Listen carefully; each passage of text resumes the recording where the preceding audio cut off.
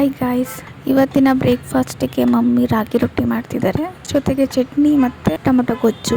ಅದು ಟೊಮೊಟೊ ಗೊಜ್ಜು ನನಗೋಸ್ಕರ ಮಾಡ್ತಿರೋದು, ಯಾಕಂದರೆ ಚಟ್ನಿ ಅಷ್ಟಾಗಿ ಇಷ್ಟ ಆಗಲ್ಲ ನನಗೆ. ಟೊಮೊಟೊ ಗೊಜ್ಜು ಅಂದರೆ ಇಷ್ಟ ಆಗುತ್ತೆ. ಅದರಲ್ಲೂ ಟೊಮೊಟೊ ಗೊಜ್ಜು ಮಾಡೋಕ್ಕೆ ಹೋಗಿರಲಿಲ್ಲ, ತಿಳಿ ಸಾರು ಥರ ಮಾಡಿಬಿಟ್ಟು ಅನ್ನ ಮಾಡಿಕೊಡೋಣ ಅಂತ ಅಂದ್ಕೊಂಡಿದ್ರು ಮಮ್ಮಿ. ಬಟ್ ನಾನು ಬೇಡ ಗೊಜ್ಜು ಥರ ಮಾಡಿ ಅಂತ ಅಂದೆ. ಮಾಮೂಲಿ ಅದೇ ಟೊಮೊಟೊ ಗೊಜ್ಜಿಗೆ ನೀರು ಹಾಕ್ಬಿಟ್ರೆ ತಿಳಿ ಸಾರು ಆಗೋಯ್ತು ಅಷ್ಟೇ.